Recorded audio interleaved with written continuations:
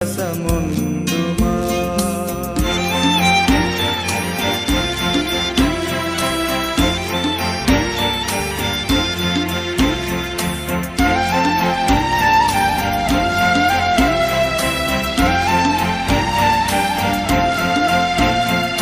దూత తెల్పెను గొల్లలకు శుభవార్త నా దివసంబు వింతగా